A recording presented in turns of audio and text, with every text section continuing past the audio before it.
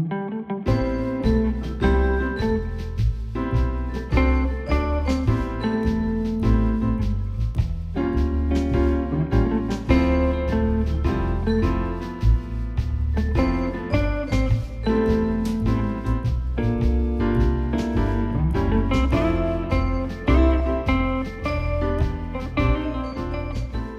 selamat pagi, siang, sore, malam, teman-teman semua. Di sini kita ada acara baru nih.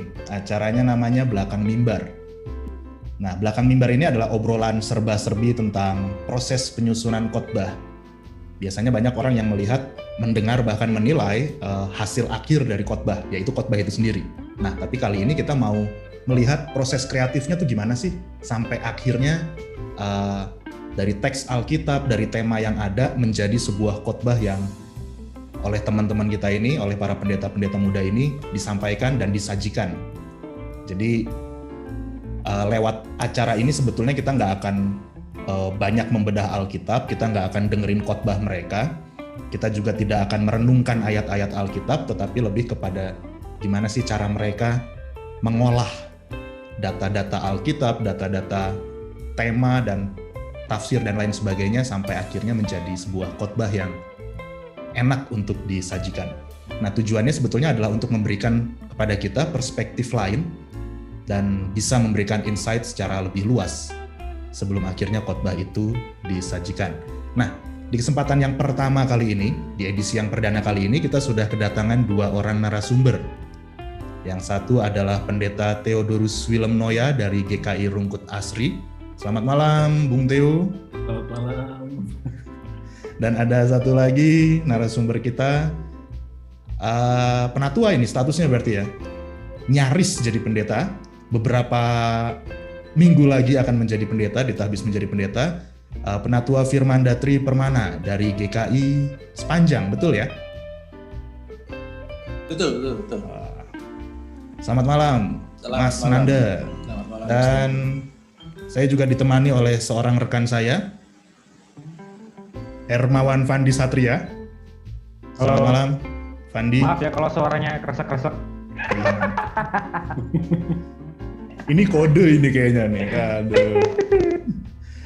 Oke, kita langsung aja ke pertanyaan-pertanyaan nih. Gua akan memulai dulu pertanyaan dari gua. Nanti modelnya akan tektok. Gua ngasih pertanyaan, lalu Fandi ngasih pertanyaan, gitu seterusnya. Gimana sih sebetulnya proses awal ketika kalian nyiapin khotbah? Ada nggak gimana ya, semacam ada ritual-ritualnya nggak sih? Mulai dari Theo dulu kali ya. Ada ritual khususnya nggak, Yok? Untuk bikin khotbah, Yok? Ritual khusus. Kalau dibilang ritual sih nggak ada ritual. Maksudnya ya pertama tahu dulu nih bahan khotbahnya apa, teksnya dari mana. Oke. Yang pertama, lu nyari bahan, nyari sumber kemana-mana. Maksudnya ada beberapa sumber yang bisa dipakai, misalnya tafsiran atau khotbah-khotbah yang tertulis dari beberapa pengkhotbah. Nah, dari situ nyari insight. Ini khotbah mau dibawa kemana, gitu. Dari situ mulai disusun berdasarkan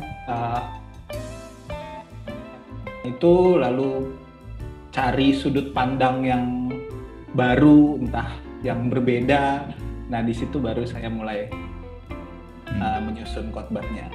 Tapi pernah nggak lu make khotbah yang sama gitu, bahan yang sama persis gitu, pernah nggak?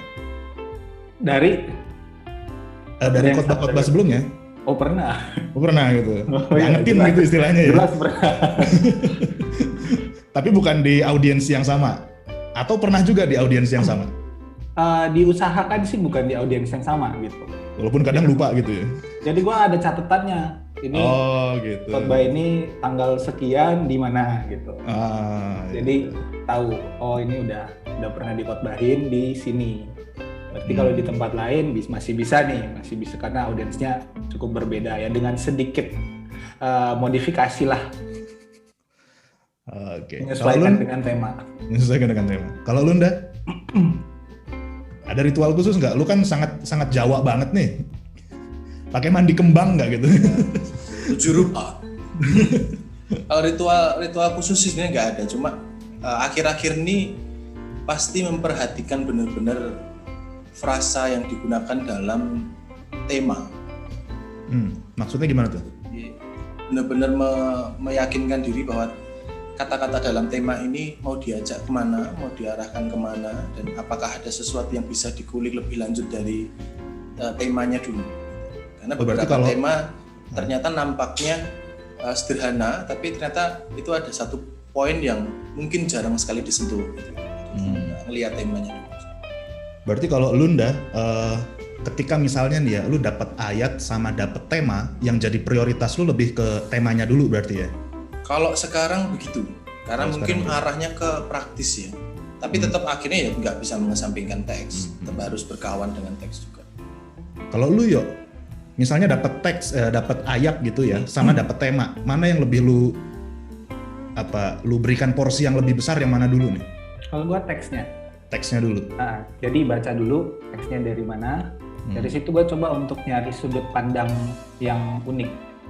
Gitu. Berarti tidak bergantung pada temanya malah ya? Nggak bergantung pada temanya. Kadang malah temanya apa, gua khotbahin apa, karena nyari. Kadang tuh suka ketemu ada sudut pandang ini nih yang menarik nih dari sini. Gitu. Nah, walaupun kadang-kadang dikaitin juga sama temanya. Nah, apa yang dilakukan oleh Bung Theo ini juga tak lakukan tapi dulu-dulu. Harus pengalaman banget aja. Ya, karena seringkali atau beberapa kali lah temanya nggak nyambung sama sekali. Setelah menerjemahkan teksnya seperti apa, terus kok temanya begini. Nah, akhirnya mengakalinya itu sekarang dengan mencoba memanasi otak dulu dengan temanya seperti apa, kira-kira mungkin arahnya mau ke sini atau ya garis besarnya ke sini. Terus ketika membaca teks itu udah kayak dapat peta duluan. Kayak dapat kompas lah untuk menjelajahi teks itu. Mungkin ini bisa diambil. Mungkin arahnya ke sini kalau dengan tema. Berlaku juga nggak tuh kalau misalnya kayak khotbah kedukaan? Nah, kalau khotbah kedukaan kan memang nggak tematik ya. Nggak tematik, tapi lebih memperhatikan ke konteksnya memang. Kalau khotbah kedukaan itu yang pertama tak pikir bukan teksnya apa, tapi konteksnya apa. Dalam artian satu, siapa yang meninggal, kemudian sudah usia berapa, kemudian meninggal dalam proses seperti apa, sakit parah atau tiba-tiba meninggal, itu menjadi sesuatu yang membantu sekali dalam termasuk mencari teks. Betul. Kenapa ya? Kayaknya pernah punya pengalaman tersendiri dengan kematian, enggak juga? Ya, ya sama. Biasanya kalau kematian itu mulai dari konteks. Artinya kita lihat nih orangnya siapa tadi yang Anda bilang. Nah terus kadang khotbahnya udah jadi dulu baru nyari teksnya. Ini apa nih, teks apa yang mendukung buat ini gitu. Berarti kalau buat kalian berdua nih exegese ataupun eisegese itu nggak penting ya? Karena kan kalau kita lihat kan beberapa pengkhotbah selalu ada yang menekankan, kita harusnya exegese, menarik teks itu disesuaikan dengan konteks di zaman itu, dibuat secara objektif mungkin. Nah, kalau kalian berdua melihat ini sebegitu penting nggak sih? Terkait dengan exegese, eisegese. Siapa duluan nih? Ya, Anda. Kalau akhirnya ekstrim untuk memaksakan teksnya berkata begini untuk zaman begini, enggak. Karena sumber teologis dalam berkhotbah atau menyusun homiletik itu harus benar-benar ibaratnya mengawinkan antara teks sama konteks, benar-benar harus padu. Nggak bisa salah satu mengintervensi atau apa. Takutnya kalau teksnya seperti ini lalu harus demikian, itu nanti ngawang-ngawang banget. Kayak istilahnya nggak membumi. Nggak mendarat. Iya, nggak mendarat. Kalau lu yuk? Gue selalu melihat dua konteks. Konteks di dalam teks itu sama konteks sekarang. Jadi kayak, ini contoh. Khotbah apa dia? Intinya yang tentang Yesus memanggil murid-murid ini. Memanggil Petrus, Andreas, Yakobus, Yohanes. Nah, teks Markus kan bilang mereka segera meninggalkan pekerjaannya, meninggalkan orang tuanya. Nah, konteks zaman itu sama konteks zaman ini beda pasti. Kalau kita menerapkan, kita harus meninggalkan keluarga, meninggalkan pekerjaan, ya pasti orang mikir dong, oh ngikut Yesus kayak gitu. Nah tapi karena kita merhatiin konteks zaman itu, mereka kan ngikut Yesus kemana-mana. Otomatis mereka harus meninggalkan pekerjaan, meninggalkan orang tua. Kalau mereka mau mengikut Yesus, Yesus jalan pergi kemana-mana. Saat itu Yesus hadir secara fisik. Nah kalau konteks sekarang misalnya Yesus nggak hadir lagi secara fisik, kita nggak ngikut dia dengan cara jalan, ngikut kemana-mana gitu. Maka apa yang dilakukan bisa diberlakukan plek gitu, diberlakukan ya secara harfiah sekarang. Makanya dua konteks itu penting, konteks sekarang kita sama konteks waktu penulisan teks Alkitab itu gitu. Jadi kalau mau dibilang eksegese juga ya iya perlu, artinya kita perlu tahu dulu dia ngomong dalam konteks yang seperti apa gitu. Oke. Fandi mungkin mau ngelanjutin, Van? Nah, kalau lalu kita, itu kan tadi ritual di belakang proses Bung Nanda membuat khotbah gitu ya. Kalau sekarang kita ngomongin waktunya, Bung Theo dan Bung Nanda ini tipe yang mempersiapkan khotbahnya dalam waktu lama kah? Atau bisa bahkan 1 hari sebelum ibadah atau bahkan amin jam sebelum ibadah gitu? Amin jam, itu hari. Jemin. Bung Nanda dulu mungkin ya? Ini meminta jawaban yang jujur atau yang ideal? Kejujuran adalah ideal. Jujur memang kalau mempersiapkan itu berarti sudah mulai kayak saya tadi mulai menggodok temanya kira-kira apa, terus mulai membaca. Kalau mulai dengan menggodok tema dan membaca itu mungkin sudah beberapa hari sebelum khotbah itu disusun secara rinci gitu. Tapi untuk memfinalisasi itu saya sendiri H-1 supaya disajikan dan nggak lupa. Jadi ketika mikir kata-kata khotbahnya apa, kata-kata tema apa dan teksnya apa itu sambil jalan, sambil makan. Ya. Kalau menurut Mas Nanda, kalau menurut Bung Nanda, menulis dengan mendeliverkan khotbah ke jemaat itu lebih susah menulisnya atau mendeliverkannya? Itu linear, jadi berbanding lurus. Kalau persiapannya saya oke, mateng, mantep gitu ya, penyampaiannya ya enteng, enak gitu, ngalir gitu. Tapi ya pernah juga merasa nggak mantep, tapi ternyata ketika di mimbar oke. Ya pernah juga. Oke. Kalau Bung Theo, bagaimana Bung Theo? Apanya nih yang bagaimana? Tadi ada dua pertanyaan Iya, kita ngomongin waktunya dulu.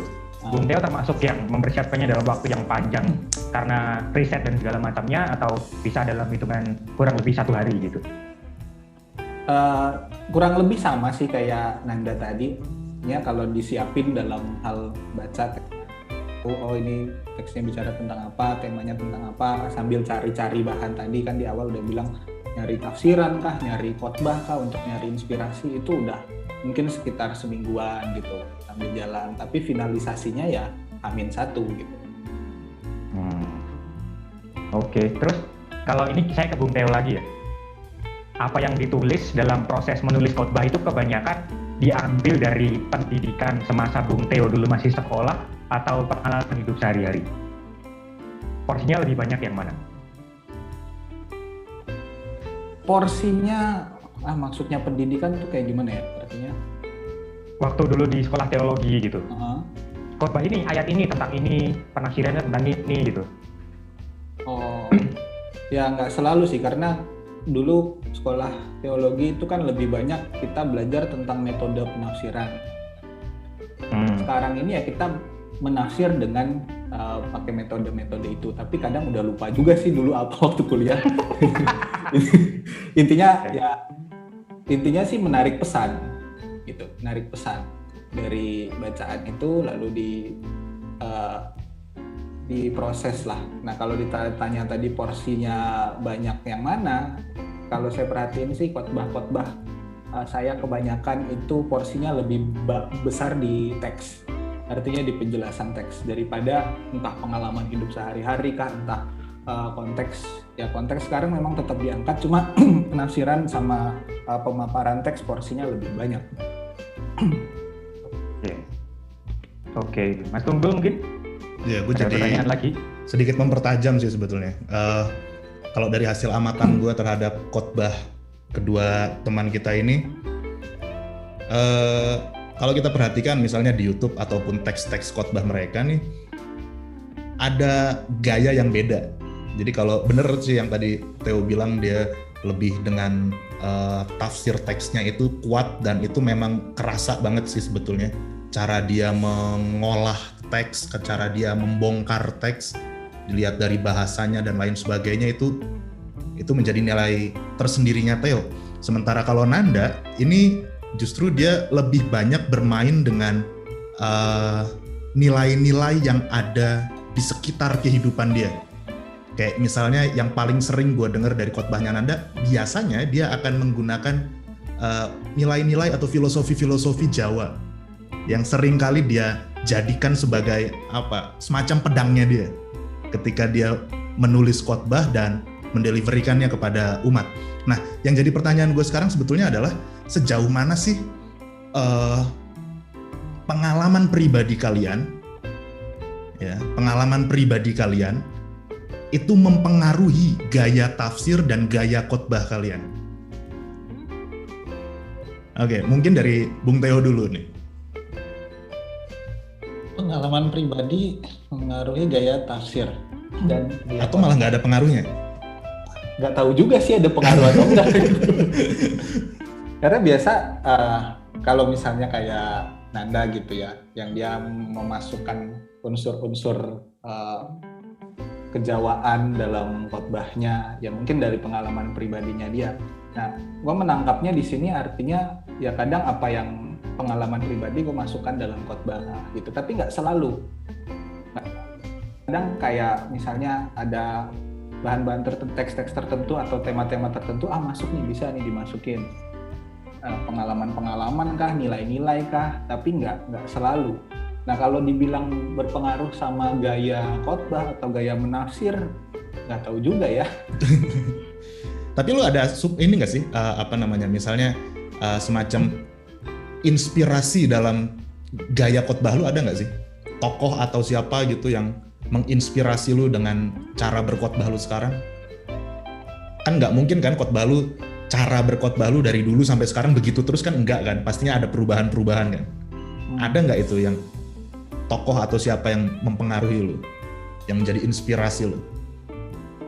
Nggak ada tokoh tertentu, tapi kadang tergantung denger khotbah. Misalnya, menarik nih gayanya, bisa nih misalnya gue pernah dengar khotbahnya Pendeta Tunggul, ini menarik nih gaya penyampaian khotbahnya, boleh nih dicoba gitu, hal-hal yang kayak gitu. Jadi nggak ada tokoh tertentu siapa, tapi beberapa gaya khotbah, beberapa pengkhotbah menginspirasi, bisa nih. Jadi ada macam-macam sih, nggak hanya satu gitu. Oke. Kalau lu Nda? Mikirnya kayaknya keras banget. Enggak, kalau mikir tokoh, tokoh siapa ya? Enggak, gue belum nyampe ke tokohnya itu dulu. Tapi ke pengalaman lu, pengalaman keseharian lu itu ada pengaruhnya nggak sih? Kalau tadi kan misalnya gue ngelihat, kalau dari gue sendiri gue ngelihat filosofi Jawa itu menjadi kental di dalam khotbah-khotbah lu. Mungkin itu bagian dari pengalaman keseharian lu. Tapi ada nggak sih pengalaman keseharian lain yang ternyata juga terkandung di dalam khotbah lu itu? Oh iya, sangat. Dan kenapa tadi Mas Tunggul membahasakan saya lebih sering menggunakan bahasa istilahnya lebih ke aplikasi yang itu berangkat dari kegelisahan bersama, ketika kegelisahan saya hidup dengan jemaat itu punya impact yang sangat besar ternyata. Jadi kalau dulu itu waktu praktek khotbah di zaman kuliah, terus pas praktek di jemaat-jemaat itu seakan-akan ingin menampilkan bahwa idealnya khotbah itu seperti ini. Tapi sekarang benar-benar ingin menjawab apa yang jemaat itu butuhkan gitu dari suara dari mimbar. Dan saya selalu percaya kalau khotbah itu hanya mengartikulasikan teologi umat sendiri.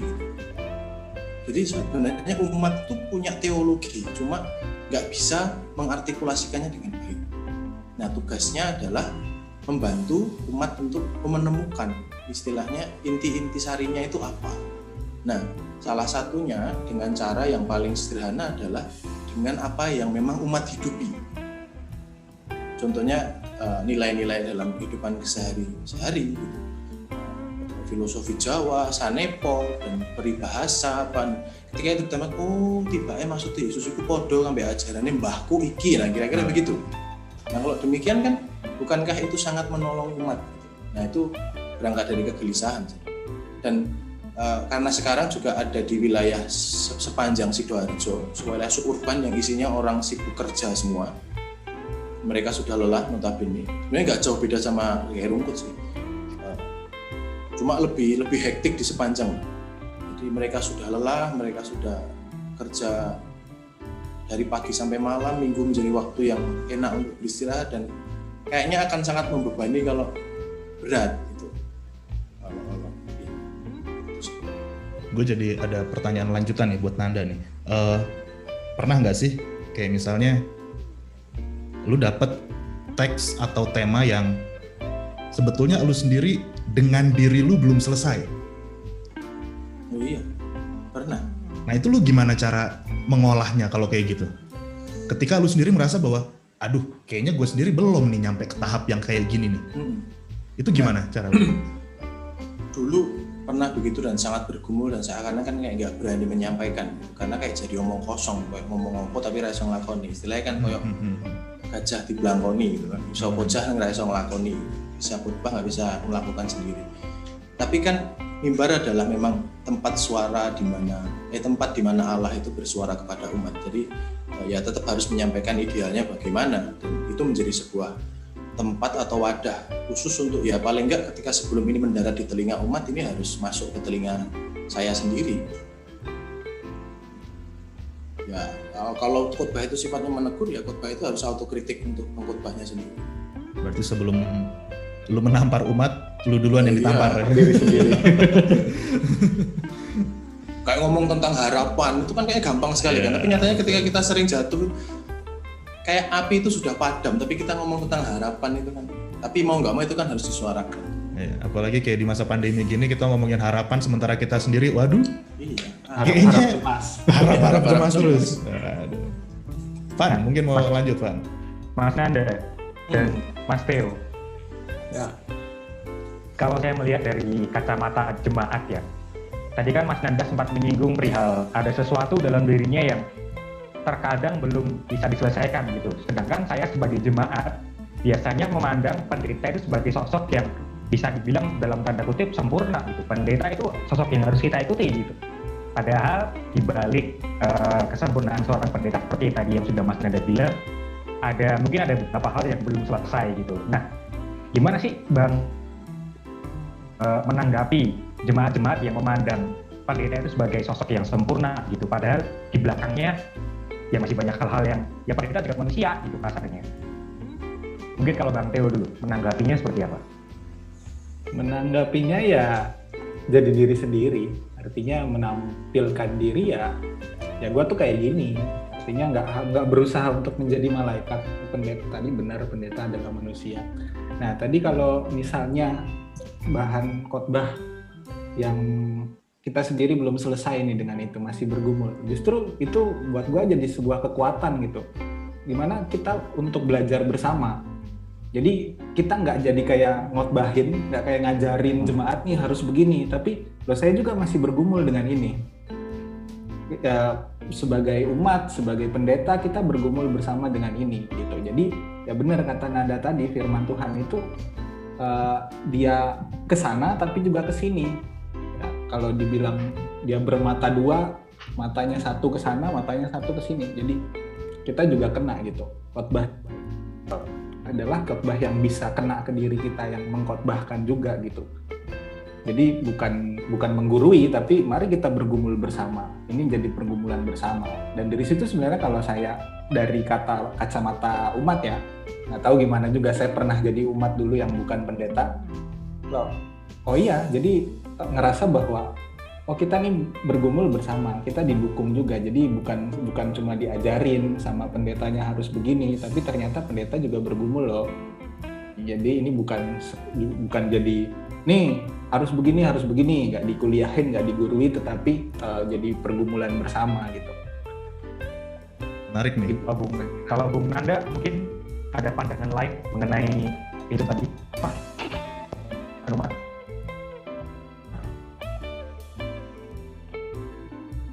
Ya, tapi kan memang akhirnya apa ya? Ekspektasi publik itu kan tidak terbendung. Jadi orang berharap itu bebas.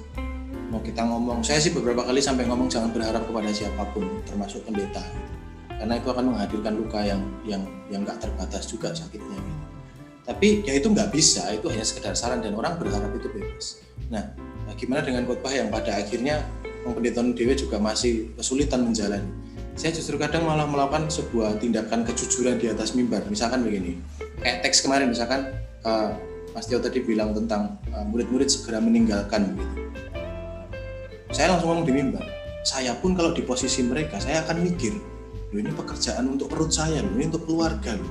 Saya pun mikir, gak tahu kalau Bapak Ibu, tapi nah kayak gitu. Jadi dalam artian juga menampilkan diri bahwa ya tetap kita punya sisi kelemahan dan keterbatasan, tapi tetap ada sebuah upaya untuk menuju ke sana. Berarti mimbar itu bukan panggung kesempurnaan ya? Iya.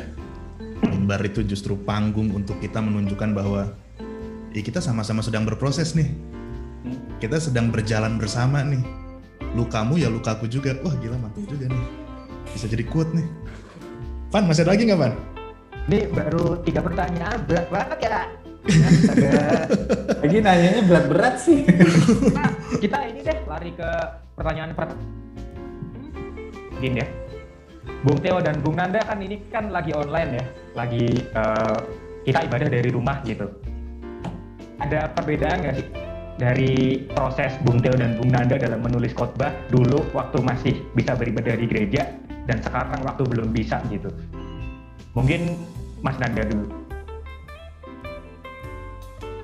Kalau perbedaan ya, karena kalau jujur saya misalkan ini di sepanjang itu misalkan untuk khotbah untuk ibadah tanggal 31, syutingnya tanggal 24. Nah, saya nggak mau khotbah tanggal 24. Nantilah khotbahnya Minggu atau Kamis gitu. Jadi ya rotok longgar, jadi lebih santai. Gitu. Yeah. Kalau Bung Theo ada perbedaan nggak? Beda pasti. Sekarang nyiapin khotbahnya harus lebih awal. Karena langsung ya. Iya, karena rekaman kan, jadi nyiapin khotbahnya harus lebih awal. Iya, tapi dari segi penulisannya, dari segi penyampaian rasanya, dari segi penyampaian emosinya itu ada perbedaan atau enggak? Beda. Karena dulu langsung di hadapan umat gitu kan, banyak orang jadi berasa gitu. Kita bisa lihat ekspresi. Nah, mereka dengerin dengan ekspresinya, dan itu juga pengaruh terhadap cara kita ngebawainnya gitu. Misalnya udah pada ngantuk, oh ini harus dinaikin sedikit temponya biar cepet nih selesainya. Kayak gitu kan, kita merhatiin jemaat, ekspresinya mereka juga. Nah sekarang cuma di depan kamera nih, bingung gimana nih. Nah dulu di depan jemaat juga bisa, misalnya kadang ada improvisasi jadi nggak terpaku pada teks. Nah sekarang karena awal-awal dulu rekaman jadi bingung juga, ini nggak ada orang yang ngeliatin, cuma kameramen sama kru doang ya, terpaksa agak terpaku sama teks karena sulit untuk berimprovisasi ngelihat kondisi jemaat. Ini itu sih yang sulit dari khotbah yang online sekarang ini gitu. Bener, emosinya jadi tereduksi dengan sangat-sangat, apalagi saya suka ngobrol sama umat ketika khotbah itu, suka ketawa-ketawa bareng gitu, bahkan bisa bercanda gitu, dan menjadikan khotbah itu jadi suasana yang cair dan enak. Tapi sekarang ya itu kayak emosinya nggak ada, emosi dewe malah. Itu malah sampai, jujur saya waktu awal pandemi itu saya sampai menitikan air mata di pertengahan khotbah. Saya ngomong sama siapa? Artinya sedih ya? Iya, sedih banget. adaptasinya kalau tadi kan Mas Andra bilang sempat merasa sampai benar-benar di adaptasinya untuk Mas Andra sendiri perlu waktu yang lumayan lama nggak sih? Sampai akhirnya legowo, ya udahlah sekarang keadaannya emang kayak gini gitu. Ya nggak berangsur lama sih. Malah cuma sebentar gitu ya. Berarti ya bukan sebentar, tapi apakah itu juga ada kaitannya dengan apa ya, kayak ya menerima aja gitu apa yang sedang terjadi? Iya. Kan umat nggak dalam beradaptasi gitu. Ya iya. Lama-lama Kalau biasa. Gue mau ngelanjut sedikit nih. Tadi kan sempat tercetus satu kata yang menurut gue menarik sebetulnya. Emosi. Terkait emosi ini, sejauh mana sih kalian itu memberi ruang terhadap emosi? Ini emosi dalam arti luas ya, bukan sekadar marah ya. Emosi. Sejauh mana sih kalian memberi ruang terhadap emosi pada saat kalian berada di mimbar? Theo. Tergantung yang dikotbahin apa. Oke, tapi pernah nggak lu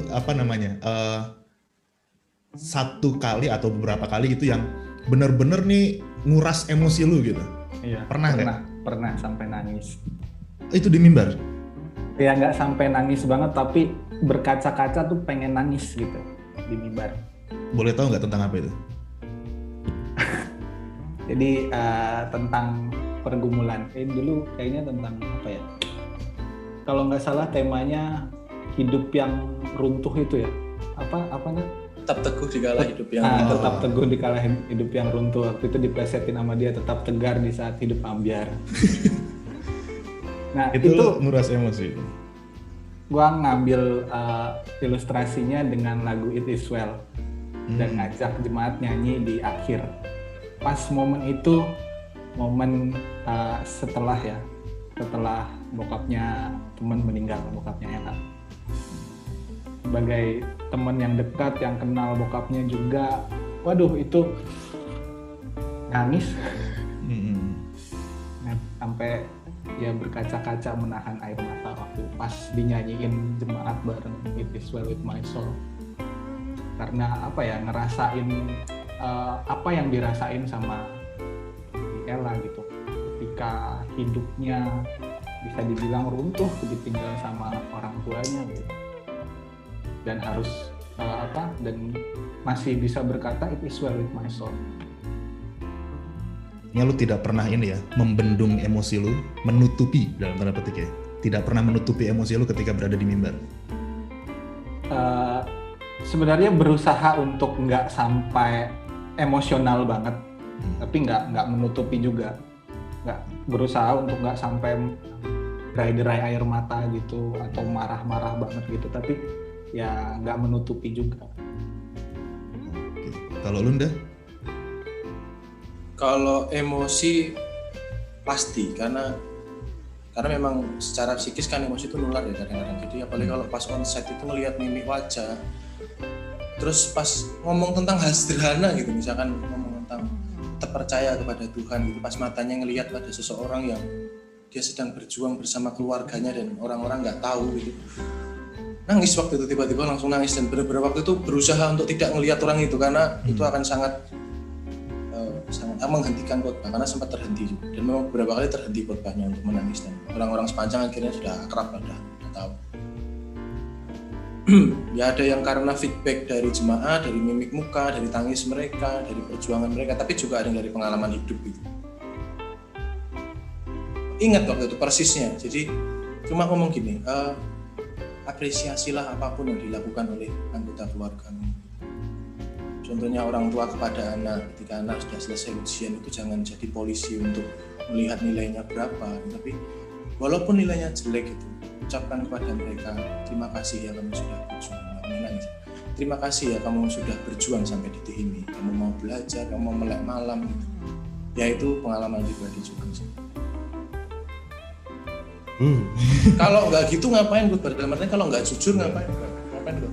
Betul. Kalau pas kedukaan malah sampai berhenti lama, dan jemaat malah ikutan nangis semuanya. Maaf ya kita berhenti dulu sebentar. Terus waktu gini-gini, semuanya malah ikutan nangis.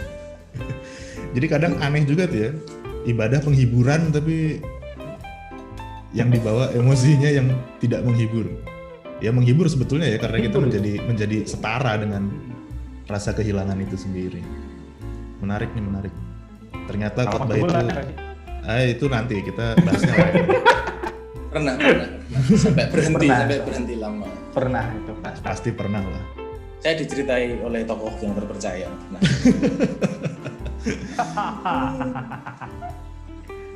Bahkan kadang ini ya, mimbar itu malah jadi tempat persembunyian kita.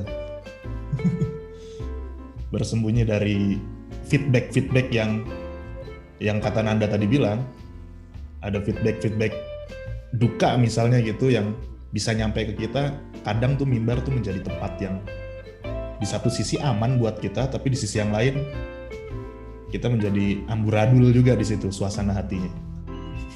Tapi di mimbar juga kita jadi terekspos. Jadi jemaat bisa ngelihat apa yang kita rasakan, apa yang jadi emosi kita.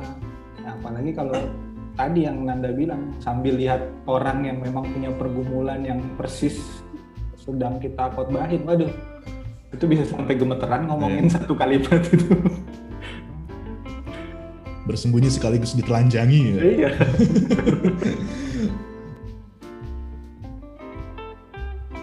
Ada lagi, Van?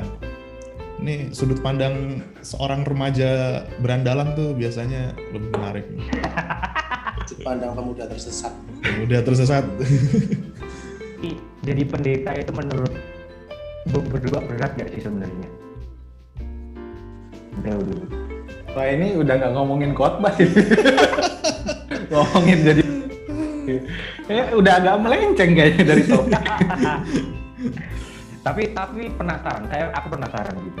Jadi pendeta sebagai sosok yang dipercaya banyak umat, terus kadang-kadang kita banyak mendengar cerita-cerita dari umat, padahal kita belum selesai dengan diri kita sendiri mungkin. Itu sesuatu yang berat atau enggak sih sebenarnya? Mungkin dikaitin sama khotbah biar nggak jauh-jauh. Yang artian fungsinya sebagai pengkhotbah. Iya. Bisa. Ya, silakan Mas Nanda. Kan dulu. Biar gue lebih panjang begitu.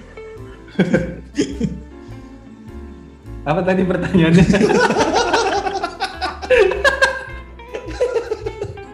atau kita penasaran gitu. Ya mungkin kita melenceng dulu sedikit lah ya.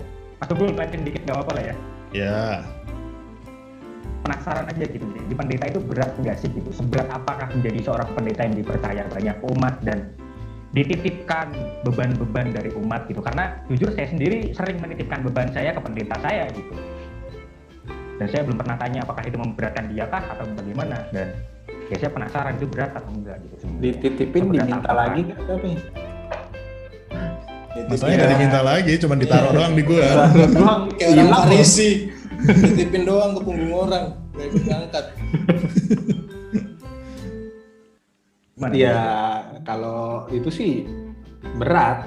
Kalau dalam hal kita pendeta tuh kan ya tadi dibilang menjadi gembala ya. Gembala seorang yang diharapkan bisa memimpin domba-dombanya, bisa membawa mereka ke air yang tenang, ke padang rumput.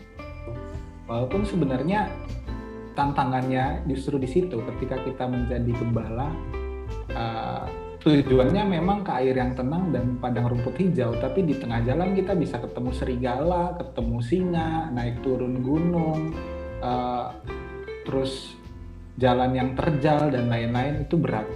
Dan kita harus buka jalan itu untuk domba-domba. Nah, artinya gini, ya berat.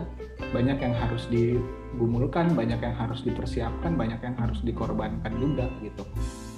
Apalagi dengan tadi misalnya jemaat mengharapkan pendeta tuh begini, pendeta tuh harus sempurna, harus menjadi teladan, harus menjadi gembala, padahal kita juga butuh digembalakan gitu. Nah, jadi ya nggak mudah sebenarnya dengan banyak jemaat, banyak kepala, banyak pemikiran, banyak ekspektasi, itu yang sulit juga, kita nggak bisa nyenengin semua orang kan. Kalau Bung Nanda? karena saya sedang menggumulkan kependetaan karena mau tahbis, jadi saya nggak mau terlalu lebar. Tetap saya kaitkan dengan khotbah saja. Jadi fungsi pelayan firman gitu. Ada yang main aman nih.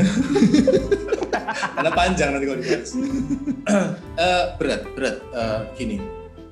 Oke, dalam khotbah itu kan di GKI kan juga termasuk di ranah pastoral. Nah, itu bisa kaitannya dengan jangka panjang untuk umat. Jadi untuk kehidupan, untuk rekonstruksi iman dalam tanda kurung, untuk lebih memperbaiki secara jangka panjang. Tapi juga, nah ini belajar di GKI sepanjang ini tuh sekali lagi yang suburban. Jadi orangnya sibuk bekerja. Jadi punya kayak tanggung jawab moral untuk menyiapkan khotbah itu yang tes gitu loh, yang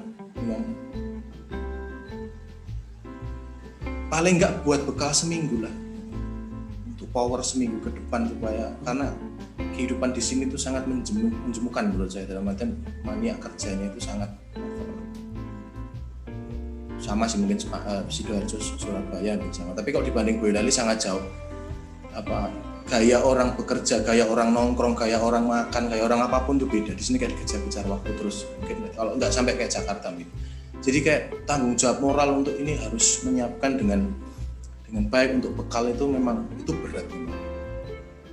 Karena ya kalau dari tadi mungkin nggak disentuh ya kata mood itu.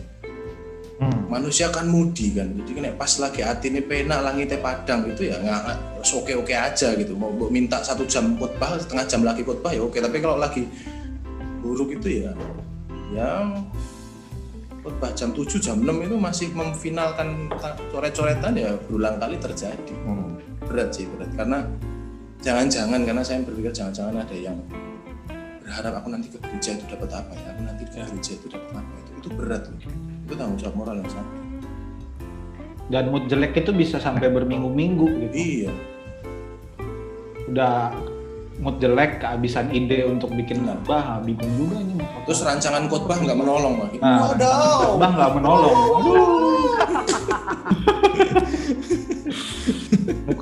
Dian penuntun jadi Dian penyesat. Makanya jalan bareng Dian. Oke, cari yang kodenya FTP. Pasti tambah bingung. Terus kalau kita tadi sudah panjang lebar membicarakan khotbah itu, saya malah jadi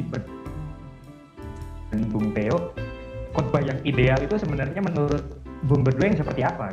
Aduh, khotbah yang ideal. Apa gue? Menurut pribadi-pribadi. Apa gue khotbah yang ideal itu? Khotbah yang ideal adalah khotbah yang tidak pernah disampaikan.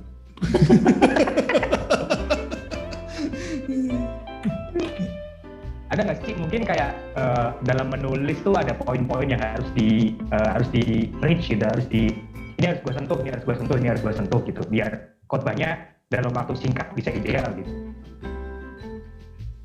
bisa merepresentasikan jemaatnya secara pribadi itu.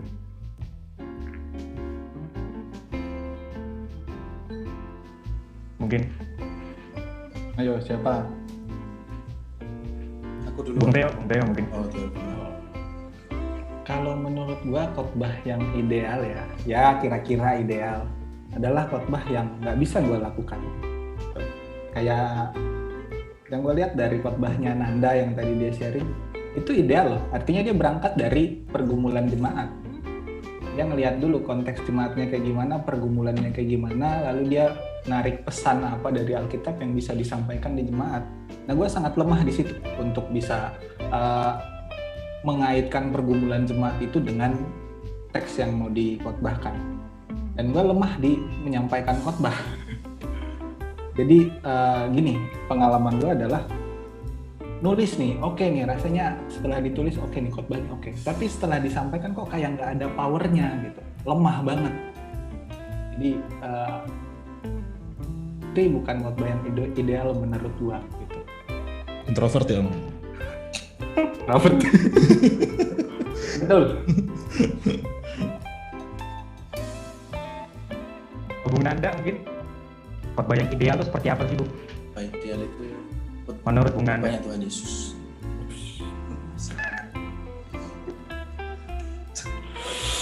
Ya, khotbah ideal. Ya memang kalau aku sendiri khotbah ideal itu yang benar-benar mencoba mengupayakan menjawab kebutuhan konteks, karena konteks itu sangat penting untuk diperhatikan supaya kita tahu kita ngomong sama siapa. Ya paling tidak itu sih. Tapi ya betul, khotbah ideal itu yang nggak bisa dilakukan.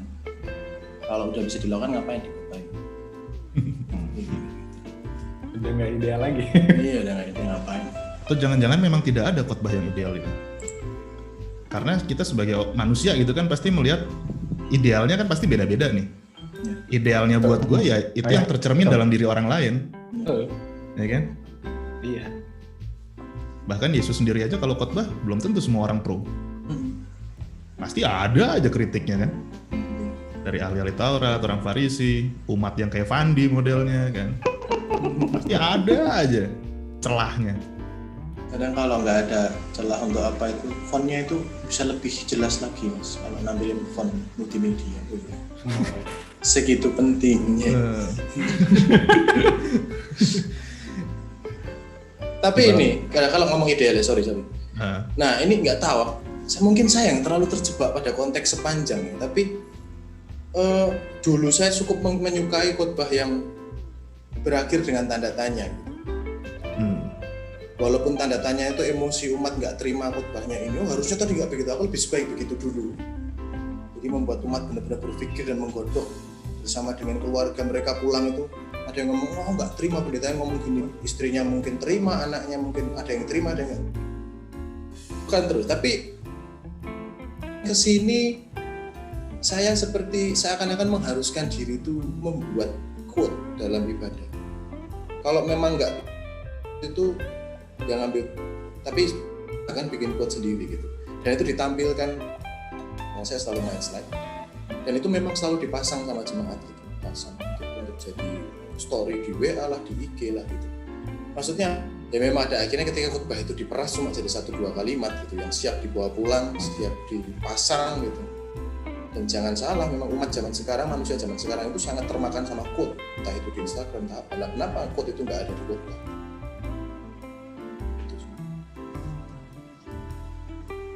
Padahal sebenarnya ya biasa-biasa wae.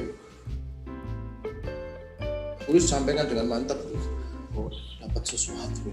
Padahal bicaranya biasa wae. Lalu quote-nya juga tidak mengubah apapun ya? Enggak ada, biasa aja itu. Nah, akhirnya ketika itu dipasang di story di IG atau di WA, ada yang Twitter juga. Itu kan mereka notice tentang sesuatu gitu. Kalau kita ngomong persentase 100, nggak usah muluk-muluk 20-30% lah yang diserap. Ada 2-3% yang diserap tapi kepake, itu jadi alhamdulillah. Nah itu ideal. Menurutku sih. Berarti Mas Nanda sendiri tipe orang yang kalau sudah membebaskan jemaat untuk menafsirkan sendiri secara pribadi apa yang sudah dikhotbahkan Mas Nanda begitu? Iya. Dengan cara saya sering ngomong sama jemaat, tafsiran itu tidak ada. Kita hanya mencoba mendekati benar. Dan setiap tafsir, setiap sudut pandang itu punya klaimnya sendiri-sendiri. Kalau kemudian pun ada yang nggak setuju sama khotbahnya mungkin ya, Mas Nanda juga akan nggak masalah ya gitu. Nggak akan defense ya. Miso-miso ya dalam hati ya. Apa sih Pak? Setiap orang kan berhak berteologi ya, kalau dia punya teologi. Tapi kalau sampai mencengnya kebangetan ya memang jadi tugas dan tanggung jawab untuk meluruskan Pak. Ke track yang benar. Ya, tapi itu juga fungsinya pendeta, artinya meluruskan, karena kita terikat di gereja, kita terikat pada tradisi kita gitu. Misalnya di GKI ya, kita terikat pada ajaran GKI. Ya kalau kita membebaskan memang jemaat punya teologi sendiri, pemahaman mereka. Tapi kalau menjauh dari teologi GKI, itu tanggung jawab pendeta untuk meluruskan gitu. Karena ya Anda bekerja di GKI gitu. Kalau Anda membawa ajaran gereja-gereja lain, silakan Anda ke gereja sana, daripada udah ke GKI tapi lu komplain mulu, GKI kok kayak begini. Yang mending Anda ke sana gitu kan. Gereja. Itu contohnya apa? Yang memberi makan 5.000 orang itu, ada yang percaya rotinya dijual kecil-kecil, ada yang disulap, ada peraga jadi banyak, ada yang membuat orang bisa masing-masing. Nah, itu modelnya kayak gitu. Jadi mau ikut yang mana silakan, tapi pada akhirnya intinya Tuhan berkarya dalam kehidupan. Haleluya. Amin. Amin. Wah, udah amin nih kita. Masih lagi nggak, Van? Udah, Mas Tunggu mungkin. Oh, kirain Fandi banyak nih stoknya. Itu di tasnya dia tuh pertanyaan semua tuh. Yang keluar baru sebagian tuh. Ini pertanyaan terakhir sih kalau dari gua. Dari tadi kan kita udah ngomongin panjang lebar tentang proses pembuatan khotbah dan sebagian besar kita melihat dari sisi yang dalam tanda petik nggak enaknya dari khotbah, ya kan? Nggak enak dari prosesnya khotbah itu. Nah, ini pertanyaan terakhir dari gua. Kalau gitu, apa sih yang enak dari khotbah? Yang membuat kalian masih tetap mau berkhotbah? Sekalipun tidak dijadwal gitu ya, artinya yang tidak terbatas pada jadwal. Apa yang membuat berkhotbah itu menjadi sesuatu yang menyenangkan buat kalian? Ada nggak? Atau memang sudah sampai pada titik burnout, sudah ingin berhenti dari berkhotbah? Hampir sih. Hampir. Jujur sekali. Catat ya, Majelis Jemaat GKI Rungkut Asri. Gimana? Teo, gimana yuk? Ya itu. Ya bosan karena ini sampai 2020 akhir tiap minggu khotbah. Bener. Bosan. Nah, tapi yang menyenangkan adalah mungkin dari gaya gue sendiri adalah gue selalu mencari sesuatu yang baru gitu. Artinya mencari tafsiran-tafsiran yang kadang nyeleneh, kadang sudut pandang yang aneh, dan itu semua didapat dengan cara nyari sumber dari mana-mana sih. Galinya di TextWeek tuh banyak tuh sumber di TextWeek. Jadi ada berbagai macam sudut pandang situ, jadi enaknya di situ. Dari satu teks itu kita bisa nemu sudut pandang macam-macam. Jadi menyenangkan. Menyenangkannya di situ. Ketemu sudut pandang ini, ketemu sudut pandang itu, jadi ya paling nggak bosen lah, walaupun terus menerus, tapi kita jadi ketemu hal-hal yang menarik gitu, sudut pandang yang beda. Tapi pernah stuck nggak ya? Sampai bingung ini mau dibawa kemana nih khotbah. Sampai pada saat di mimbar pun stuck pernah nggak? Enggak sih. Oh enggak. Artinya udah selesai duluan gitu ya? Iya, walaupun sampai di selesai khotbah tuh gue bingung itu tadi ngomong apa ya. Tapi dalam persiapannya udah selesai, walaupun ya dalam berkhotbah nggak, khotbah lemah banget. Selesai khotbah juga ngerasa waduh ini apa sih tadi gitu. Pernah kayak gitu. Tapi sampai stuck bingung mau ngomong apa itu nggak pernah. Kalau lu Nda? Gimana tadi pertanyaan? Simpel aja. Apa yang enak dari khotbah? Apa yang enak dari khotbah? Apa yang membuat lu masih pengen khotbah gitu deh? Bisa mengkomunikasikan kegelisahan, tapi secara teologis gitu, secara reflektif. Senangnya yang gelisah gitu. Ini stand up komedian banget. Enggak, karena kalau Theo kan yang membuat tidak bosan kan adalah hal yang baru ketika menafsirkan. Keterkejutan akan perasaan-perasaan, apalagi ya. Kalau dulu kan ya tadi saya tipikal orang yang senang feedback dengan jemaat, senang ketawa bareng gitu. Sekarang nggak ada.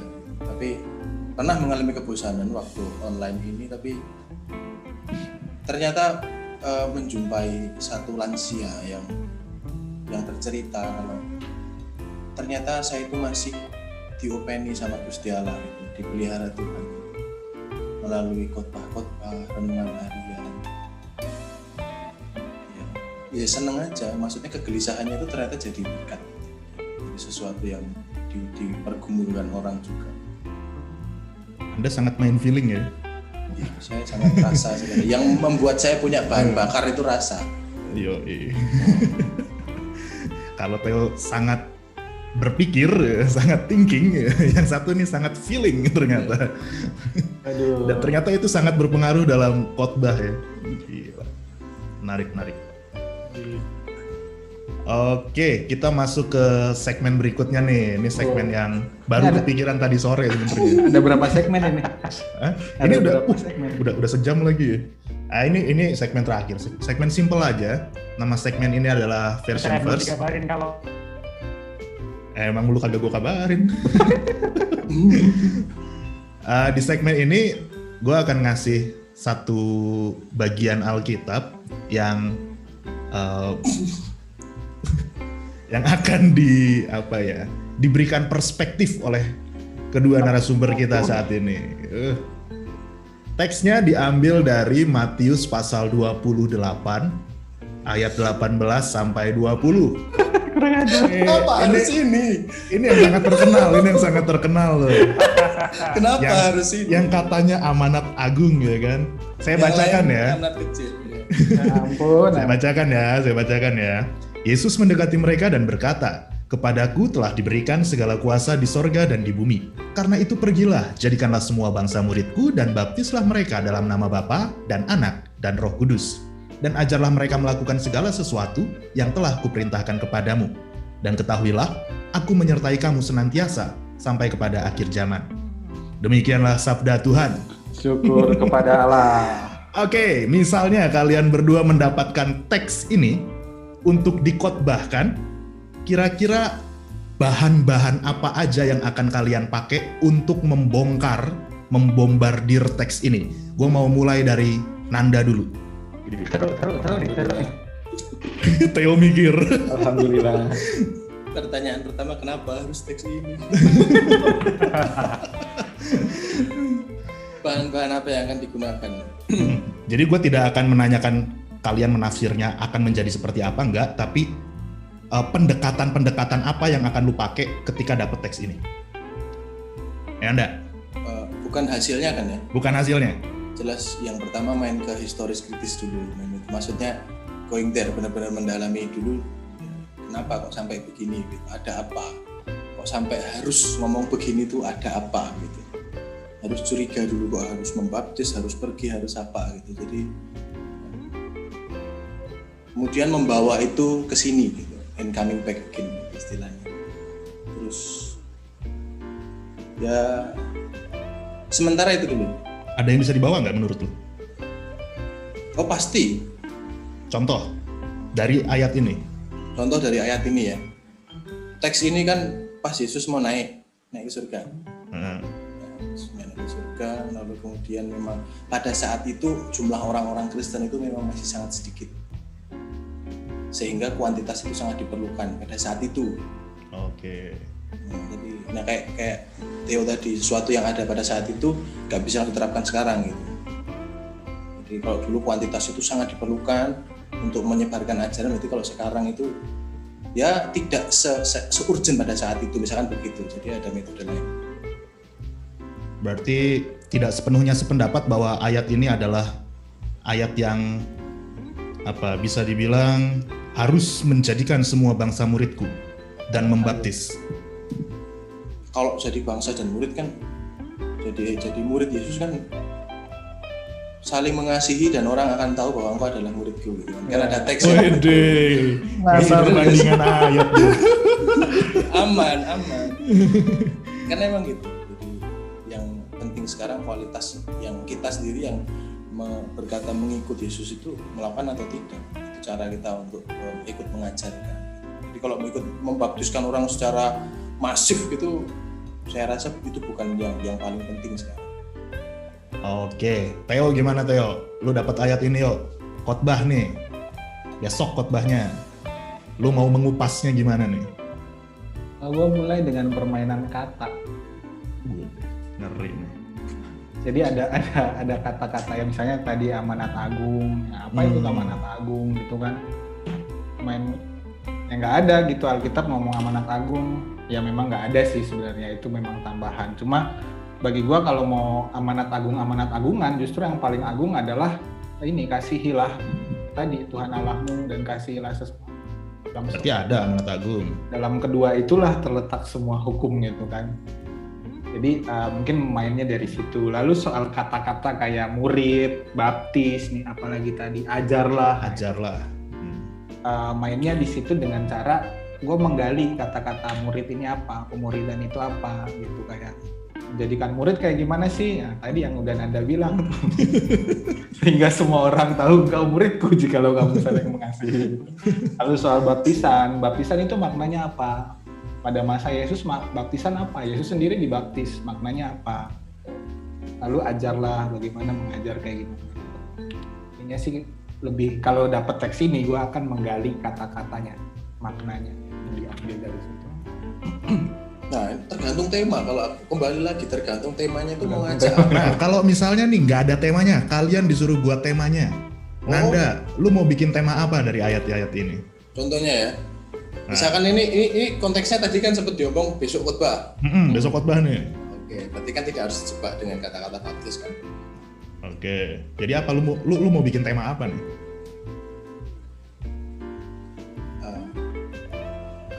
Suara Allah, yoi. Keren kan? Udah gitu doang? Iya. Kenapa main di kalimat pertama? Contohnya Yesus mendekati mereka dan berkata. Jadi bahwa suara Allah itu bisa kita ketahui kalau memang kita merasakan kedekatan dengan Allah itu sendiri. Kepekaan spiritual gitu. Arahnya ke situ. Aman kan, nggak usah masuk ke konteks kan. Tema itu penting menurut saya. Kalau lu mau ngasih tema apa untuk ayat-ayat ini, yo? Apa ya? Atau malah lu akan liar gitu aja tanpa tema? Kalau ngelihat percakapan lu yang tadi kan lu bilang nggak terlalu penting sebenarnya tema-tema itu. Ya, emang enak sebenarnya tanpa tema itu. Berarti lebih bebas gitu. Kalau mau dibuat tema mungkin ya yang gampang-gampang aja lah, kayak yang udah ada di sini nih, judulnya perintah untuk memberitakan Injil. Oke. Iya, gua nggak soalnya nggak terpaku pada tema. Kadang tema itu mengganggu, apalagi dengan khotbah leksionari ya. GKI pakai leksionari, tema itu sangat mengganggu. Jadi bikin bingung. Gitu. Sementara kalau Nanda nggak ada temanya, dia yang bingung. Iya, jadi kadang kayak apa ya? Ya itu kelemahan saya begitu. Yap. Setiap orang pasti punya sisi-sisi yang beda-beda, dan itulah yang membuat khotbah pada akhirnya menjadi sesuatu yang ketika lu dengar dari si A dan dengar dari si B dengan teks yang sama dan tema yang sama, itu bisa tersaji dengan cara yang berbeda. Karena memang di belakang mimbar selalu ada proses kreatif yang bahkan mungkin orang nggak tahu. Ya, hanya teman-teman inilah yang berada di belakang mimbar memproses semuanya sampai akhirnya siap tersaji di hadapan kita. Oke. Terima kasih banget udah mau berbagi bersama-sama dengan kita di sini, Bung Theo dan Mas Nanda. Tetap semangat, tetap berjalan dalam ketidaktahuan di tengah pandemi ini, dan untuk Mas tetap berjalan bareng Dian ya. Jalan bareng Dian, yoi. Mas Nanda, selamat mempersiapkan diri untuk penahbisannya tanggal berapa, Mas Nanda? 8 Maret. 8 Maret, semoga semuanya bisa lancar. Fandi, semoga kuliahnya lancar. Kita masih ada pertemuan-pertemuan lagi habis ini. Mungkin di pertemuan berikutnya kita akan mengundang pendeta-pendeta dan calon pendeta yang lain yang kita kenal aja ya, Van ya. Kalau nggak kenal mah jangan. Dan pastinya emeritus yang waduh, asam garam. Kalau itu bingung nanyanya, cuy, mati kutu gue. Oke, terima kasih banyak sekali lagi. Sampai ketemu di belakang mimbar episode selanjutnya. Terima kasih.